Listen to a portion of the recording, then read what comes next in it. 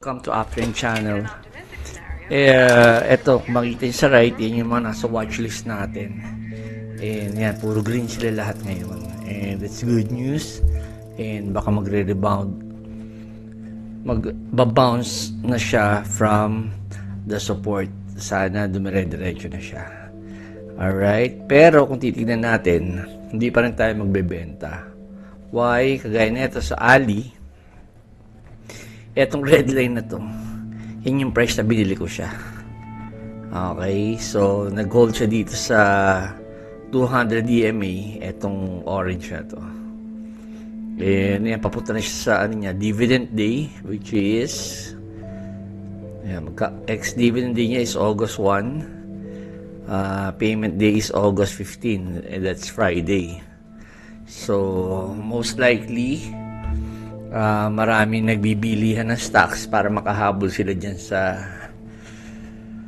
sa bayaran ng dividends. Okay, meron siyang positive earnings na 21.89%.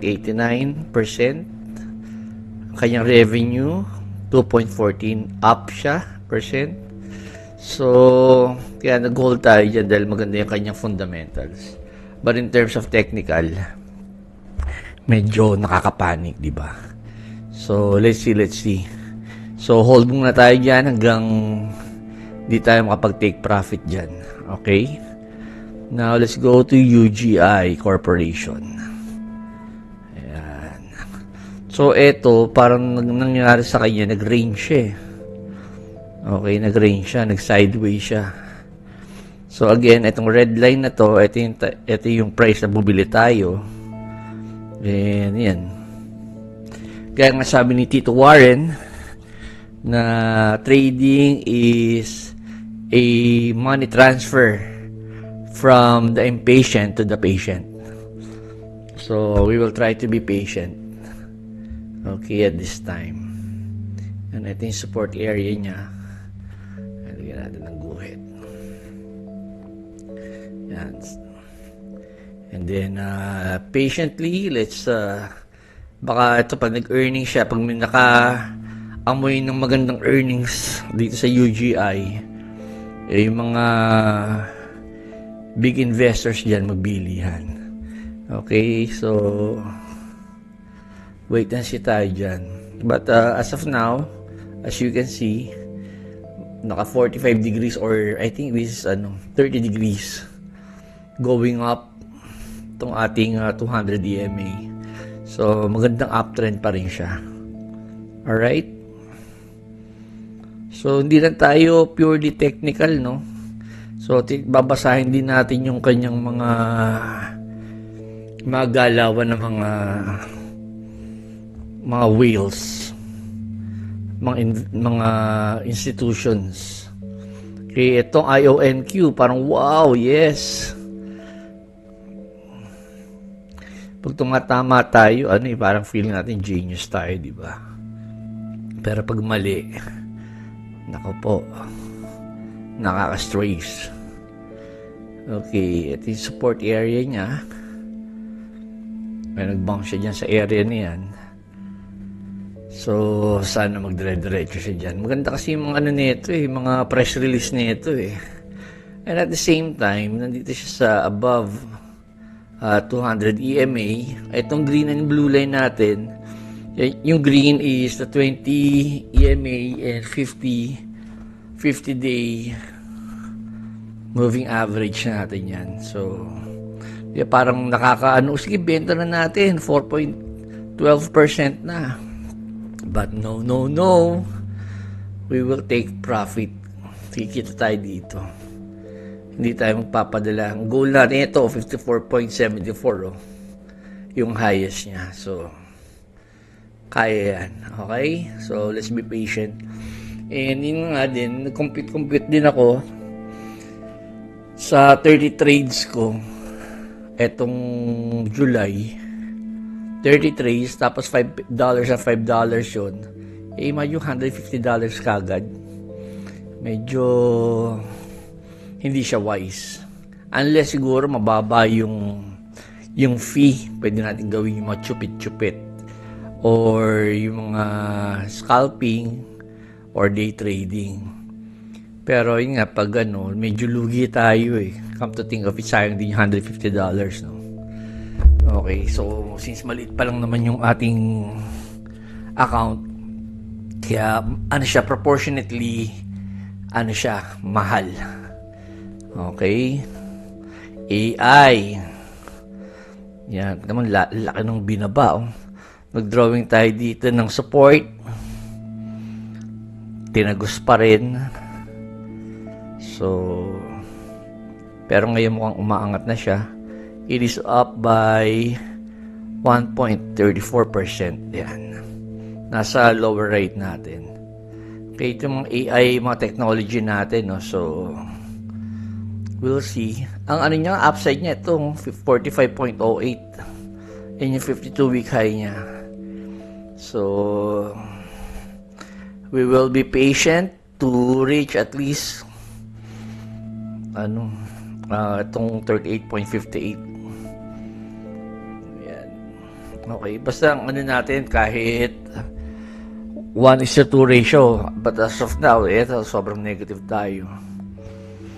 Yes, some of you will ask me, ba't di ka nag-cut loss? Di ka disciplined trader, ah? Well, as a trader, as a retail trader, as independent trader, I make my rules. You make your rules. Alright? So, discretionary ang ginawa ko ngayon. Before, ginawa ko systematic eh. Sige, pag ganyan tinamahan cut, kaso nga, nung kinumpit-kumpit ko siya, lugi. Pangalawa, pagka-cut mo, biglang umaangat siya. So, kailangan kong, ang ibig sabihin no, lesson na natutunan ko doon, kailangan haba-habaan ko yung holding period ko in order for me to win. Alright? So, depende yan, kanya-kanya diskarte tayo. Ako, tinry ko na yung ganun, yung discipline na talagang pag bumaba ng 5% cut. And yun tingin kong advantage sa atin ng mga institutional na sila malalim yung nila. Yung kanilang tolerance, risk tolerance. Okay? So, eto naman ito, drawing na ako ng box dito. Yan, tinagos siya itong 21.50. So, kung nandito, kinat ko na yan, wala. Okay, so I hope nakikita niyo siya. Yan, nag-take risk tayo dito na yan, magkakaroon siya ng kanyang earnings tomorrow. Pag maganda yung earnings niya, boom, lilipad dyan. Pag negative, boom, bababa yan. So, that's the risk we're taking. Okay, so we'll see. Ganun talaga sa trading. Ika nga buhay parang sugal yan. Okay, and then USB. Eto. May malaki akong nilagay na hold. Kahit tinagas niya na itong trend line, no? Kasi ginagawa minsan ng mga ng mga big dogs. Tatanggalin ka lang niya, pipitikin nila itong stop loss area niya na alam nila na ganyang area niya mag-stop loss. Set ng stop loss yung mga retail traders. Mga peasants na yan. Ayun. And hindi tayo magpapadala doon. Okay? So, we will be observing. We'll be patient. And then, target natin dito. Itong 52-week high. Ang layo niya pa kahit dito sa 50 o 40. Hindi. Sa 48 na nga tayo na. Yeah, kahit yan, dito sa 48.39 pwede. Kita na tayo dyan.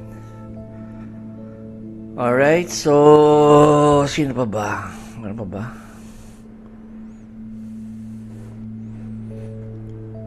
So, yun lang. Yun yung ating watch list. Ayan yung natin, stocks natin na meron tayo ngayon. Ayan yung discarding gagawin natin. Gagawin ko. Hindi ko alam sa inyo. So guys, kung kayo ako, what will you do? Please type sa comment section below.